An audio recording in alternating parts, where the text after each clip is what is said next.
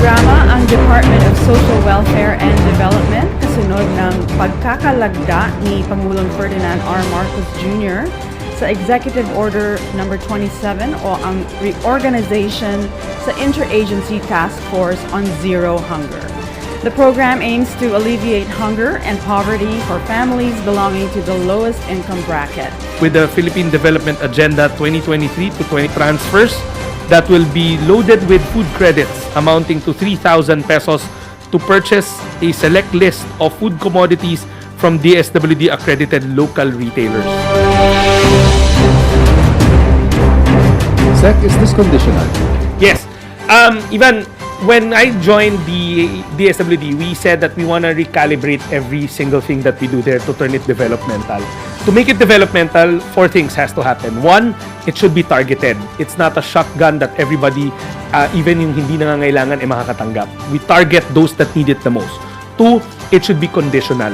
3, it should be measurable. And 4, there should be clear exit mechanisms so that it doesn't turn into one program on top of another program. In the case of the food stamps, ang plano natin dyan, like I said, it's targeted because we've already identified the 1 million food poor families. These are families that do not make beyond 8,000 pesos according to the PSA. 8,000 pesos monthly. So that's the target side of it. It's conditional. Similar to other food stamp programs, there will be a work component to it. Ang argumento kasi ngayon, di ba, pag gutom ang isang individual, hindi siya makaparticipate, hindi siya makatrabaho.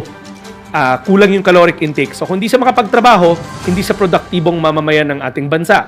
So ang gagawin natin dito, we will supplement the family's intake so that they mawala yung feeling of hunger. Thereby, makahanap siya ng trabaho and thereby they become part of the workforce of the country.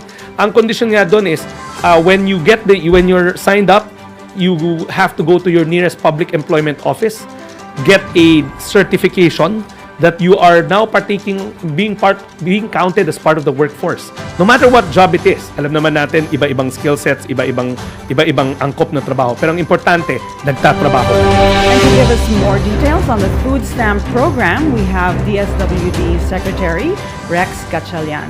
Good morning, Secretary Gatchalian. Good morning. Maraming salamat. And before I go into the details of the program, I'd like to put it in context in relation to the new executive order on hunger. Let me just read a prepared statement by the department. Magandang umaga. With the restructuring of the Interagency Task Force on Zero Hunger, we are assured of a stronger and more efficient system and mechanism to mitigate hunger and poverty in the country. This is also part of our commitment to the United Nations Sustainable Development Goals and attaining the ambition natin 2040. In line with this development, I am proud to present to you the Department of Social Welfare and Development's new program that will provide food augmentation to food poor families, also known as Walang Gutom 2027, the food stamp program. The program is anchored with the Philippine Development Agenda 2023 to 20 transfers that will be loaded with food credits amounting to 3,000 pesos to purchase a select list of food commodities from Dswd accredited local retailers. The Walang Gutom 2027 intends to target the bottom 1 million households from listahan 3 who belong to the food poor criteria as defined by the Philippine Statistics Authority. We believe that this program will properly address the gaps and assist its beneficiaries in attaining the recommended food and energy consumption needed for each member to perform their daily tasks and routines that has direct and indirect contribution to human capitalization and a direct positive impact towards nation building. In other words, by meeting the daily food requirements of its target beneficiaries, the said program will sufficiently mitigate hunger due to extreme poverty. Lastly, the DSWD hopes that through Walang Gutom 2027, the country will be able to combat hunger and achieve food security towards the realization of a zero-hunger Philippines. Maraming salamat. Sir, paano natin masisiguro na sa pagkain lang magagastos yung 3,000? It's a very excellent question, and I will now borrow the President's line. We use food as currency. Meaning, the digital cards kasi that will be given to them, let me just point out that this is also in tune with the President's drive na digitalization. Baka iniisip natin these are like your manual food stamps na mano-mano. No more. We're working with the WFP on a digital platform wherein they get tap cards. Now, the tap cards will not be loaded with money, but they will be loaded with food equivalent. Meaning, we also work with the FNRI family in crafting the program, wherein I created multiple baskets to choose from. So, yung baskets are always composed of 50% carbs, 30% protein, 20% fats. So, mamimili ka lang within the food group. So, let's say you go to an accredited partner retailer.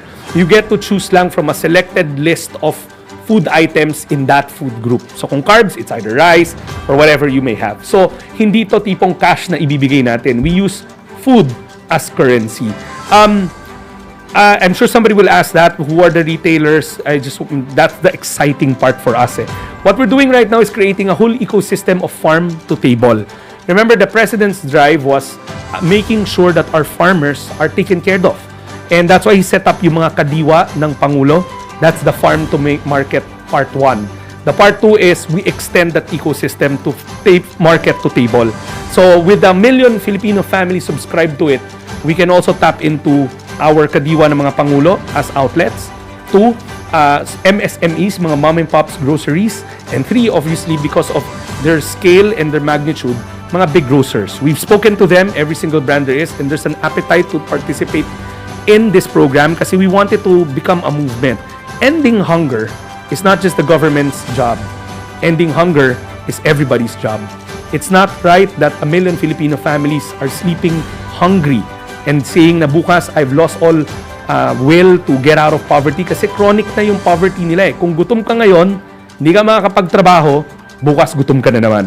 And the cycle keeps on going around and around and around.